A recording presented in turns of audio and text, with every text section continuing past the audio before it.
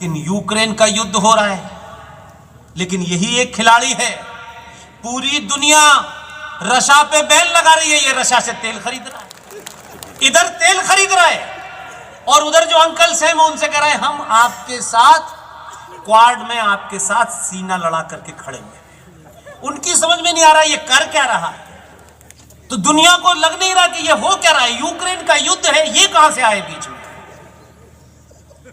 आपने सिर्फ प्रधानमंत्री नहीं चुना है, दुनिया को समझ नहीं आया ये हुआ क्या है।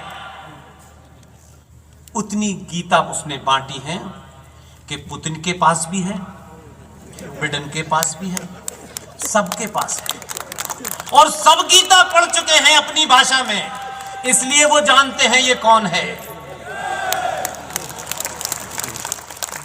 ये गीता बांट नहीं रहा है, ये गीता जैसा आचरण भी करता है। इसीलिए आपको किस्सा जिंदा इसलिए सुनाना चाहता हूं कि कहीं आपके मन के अंदर कोई संकोच हो, कोई कायरता हो, कोई डर हो, तो कम से कम 5 करोड़ गुजरातियों को तो कम से कम नहीं होना चाहिए। आज तो पूरा भारत और पूरा विश्व ये मान रहा है कि हम डरपोकों की औलाद नहीं हैं, हम परशुराम की औलाद हैं। इसलिए आपको डरना नहीं चाहिए। आपके आदमी ने ऐसी गीता बांटी है कि इत्तेफाक से पड़ोसी ने कोई गलती कर दी थी, हमारा एक आदमी उस जहाज का पीछा करते हुए पाकिस्तान में गिर गया, उसे पकड़ लिया। पकड़ने के बाद वहां के मूर्ख इंटेलेक्चुअल 10-12 साल नौकरी करने से पता चला है कि अकल उनकी यहां नहीं टखनों में है। एक आदमी को पकड़ने के बाद वहां क्या डिस्कोर्स था इंटेलेक्चुअल अरुण भाई, यह कहा जा रहा था कि इसको पकड़ लो और इसको पकड़ के निगोशिएट करो कश्मीर के ऊपर। उस अभिनंदन बेचारे फौजी को पकड़ लिया और कहा कि इसे जब ही छोड़ेंगे जब कश्मीर छोड़ो। उनको पता नहीं था कि दिल्ली में कौन बैठा है, वो समझ रहे थे कि चाचा नेहरू बैठे हैं। चाचा नेहरू गए, उनके बेरोजगार जो बच्चे हैं वो भी बेरोजगार घूम रहे हैं आजकल। इतना ही किया उसने कि अब ये बात मैं इसलिए कह रहा हूं कि आप जाकर के अपने घरों में इस घटना को यूट्यूब पे पाकिस्तान की नेशनल असेंबली, उस असेंबली में लोग क्या कह रहे थे वो सुने अपने कानों से। मेरी बात हो सकता है आपको लगे कि मैं उसकी ज्यादा तारीफ कर रहा हूं, मैं तो उसकी तारीफ करने लायक भी नहीं हूं।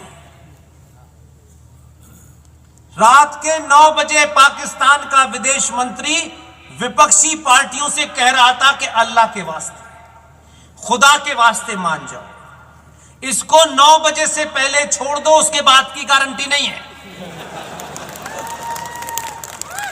लोगों के पसीने छूट रहे थे और वो ये कैसे बताते कि हमें इसे क्यों छोड़ना पड़ रहा है, क्योंकि अंकल सैम ने वॉशिंगटन से फोन कर दिया है, इसे 9 बजे तक सुरक्षित छोड़ देना, नहीं तुम रहोगे सुरक्षित, ये मुझे गारंटी नहीं है। दोनों छोड़ने आए, फिर मंत्रणा हुई कि ये जिहाद जो है टोपी वालों में ज्यादा होता है, महिलाओं में कम होता है। उन्होंने कहा पागल कहीं जाकर के ये बॉर्डर पे मार देंगे, हमारा सत्यानाश हो जाएगा। फिर मीटिंग बुलाई और एक भोली भाली महिला को जो पाकिस्तान के विदेश मंत्रालय में सेक्रेटरी थी, उससे कहा बहन छोड़ के आओ बॉर्डर तक, तभी गारंटी है, नहीं पता नहीं ये पागल क्या कर दे। जैसे ही वो इधर आया तब रात को पता चला। देश को नहीं बताई जाती ऐसी बातें, उसके बताने के लिए सरकार का इंतजार नहीं करना चाहिए कि सरकार की एक आधिकारिक पोजीशन होती है। अंकल सैम से लेके देश भर के लोगों ने जिन जिन ने पाकिस्तान को फोन किया, उन्होंने कहा यह गलती 2014 से पहले हो सकती थी, अब नहीं करना है। इस आदमी ने कुछ नहीं किया, अंकल सैम को फोन किया, अभिनंदन वापस आ जाए तो बेहतर है, मैंने अग्नि मिसाइल को लगा दिया है। इतना ही बताया, ये तो माचिस भी जलाता है तो भी कहता है मैंने अग्नि मिसाइल लगा दी। एक बार कहने से ही लगा, लोगों को लगा दी होगी। इतना ही कहा, अभिनंदन आ गया। इसलिए देश को आप ये समझें कि सब कुछ वही है, लेकिन यूक्रेन का युद्ध हो रहा है, लेकिन यही एक खिलाड़ी है।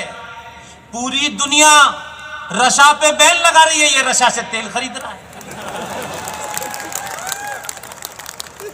इधर तेल खरीद रहा है, और उधर जो अंकल से मैं उनसे कह रहा है हम आपके साथ क्वाड में आपके साथ सीना लड़ा करके खड़े हैं। उनकी समझ में नहीं आ रहा ये कर क्या रहा है। तो दुनिया को लग नहीं रहा कि ये हो क्या रहा है। यूक्रेन का युद्ध है, ये कहां से आए बीच में। आपने सिर्फ प्रधानमंत्री नहीं चुना है, इसलिए अपने निजी स्वार्थों से ऊपर उठ जाइए। आप उठ चुके हैं, लेकिन मुझे मालूम है कि यह आवाज यहां से आसान तम जाएगी इसको लोग जब अपलोड करेंगे तो। इसलिए ऐसे किसी भी